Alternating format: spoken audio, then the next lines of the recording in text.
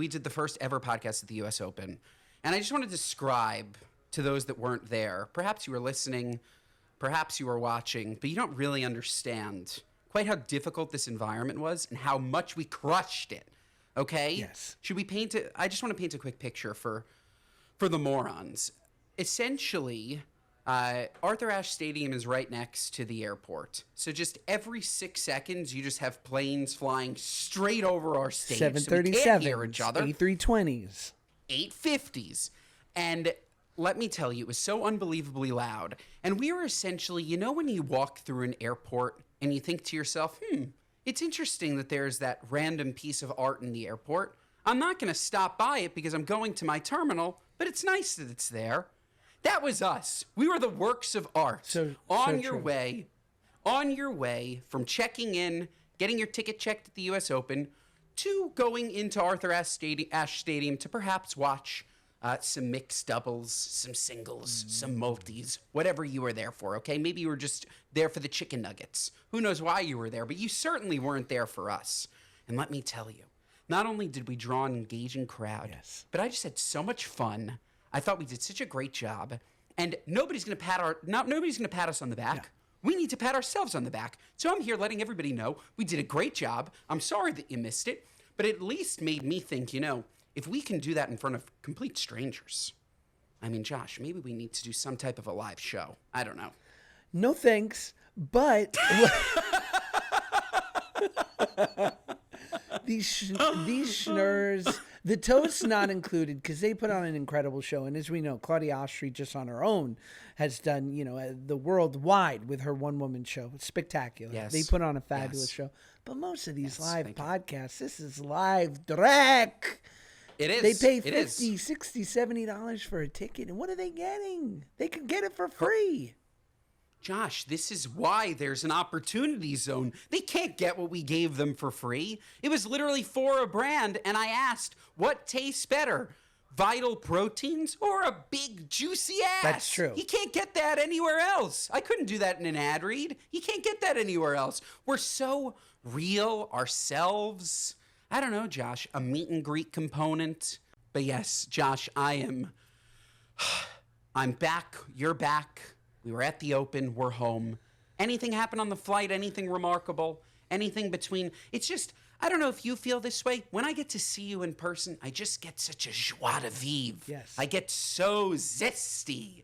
And life's just better. So how are you? Yes. I feel recharged when I see you. I'll give people the play-by-play because I know they love it. They love it.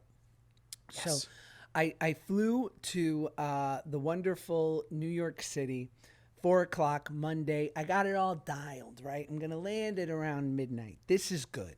This is better. Yes. This is the perfect amount of time because it's the last flight out before the red eyes start. And as you know, these red eyes, they stink.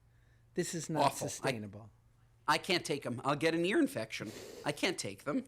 No good. It's nuts. So I take the flight. About 10 minutes into it, my seat neighbor is an attorney for a major studio, and he's giving me all the hot goss. I could totally get him fired, but I would never. And he knows who he is, and I loved sitting next to you. 10 minutes in, from the top of the plane above us, where the oxygen masks are held, the panel falls down and is down the whole flight. Okay? So this is no good. This is no good. Our flight attendant, who's on the level, goes, "Oh, man, I'm sorry." She's like, "I could try to just bang it in." She's like, "But it's going to maybe break it more." She's like, "I know what I'll do." She comes back with a roll of duct tape. We go, "What is there? Is there an Office Depot back there that you've been hiding? Where did this come from?" She goes, she didn't even hold back for a second. She goes, "No, it's for restraining people." I said, sick. Like, oh my God. This is my fantasy. And so she literally, and this is going to be a clip, and we're putting the photo in here, or I'm giving this to the Dear Media video team. You need to see this tape job. So she literally tapes the whole thing, and as we're landing right before it's starting to fall again, she goes, "Do me a favor. As we're landing, just hold it up." What are you, nuts? So it doesn't hit your head. I'm like, sick. So then I go and you know me, I love a commuter hotel. I go to the Marriott Residence Inn. Now, let me explain this. By the way, quickly, I just want to be clear. You said you went to New York City. I just want to be clear. You never stepped foot in the city, correct? Oh, the 5 boroughs don't make up the city? You flew into Queens. You stayed in Queens. Yeah. You left from Queens. And by the way, respect. That's the way to fucking do it. There's no glitz and glam that's going to take your eye off the ball. No, you're checking in. You're getting a beautiful muffin. You're getting a nice black coffee. You're headed to your job. You're headed home to your beautiful family. And nothing is going to stand in your way. For what? I'm going to go in the city for what? The Arthur Ashe Stadium in beautiful Flushing, Queens is literally 24 minutes from JFK. And, of course, because your city is broken, at 12:30 at night, it was a 20-minute drive from the airport to the airport hotel. There was a traffic jam. I've been telling you for a long time that my city is broken. The van went. It is in pieces. It's broken. It is in flames. Tell me about the U.S. Open.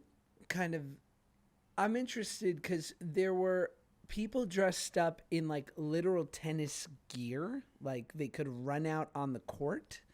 Me. That was me. I mean, you were just dressed, schlubby chic, which I love. So was I. But You're like, you just looked like ass. well, there were women in like literal tennis outfits, like Yeah. for the country club. But then there were women in Chanel like wool knit short and jacket suits. Then there were men who looked like they were either going to go golfing or they were going to like a business casual soiree. Like, what is the fashion? It depends on when you go, who you go with, where you're sitting. If you go there are 2 passes. There's the day pass and the night pass.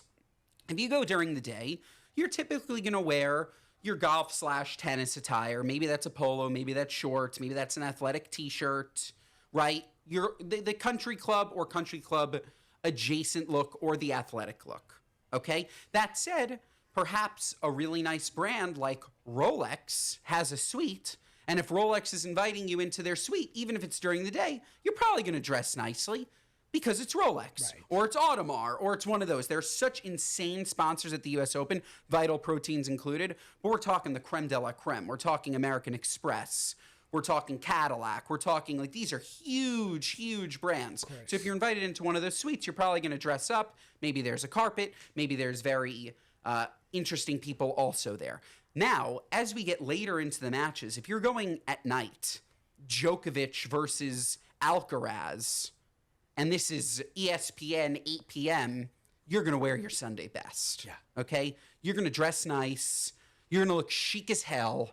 And it's sceney. It becomes very, very sceney the deeper it goes.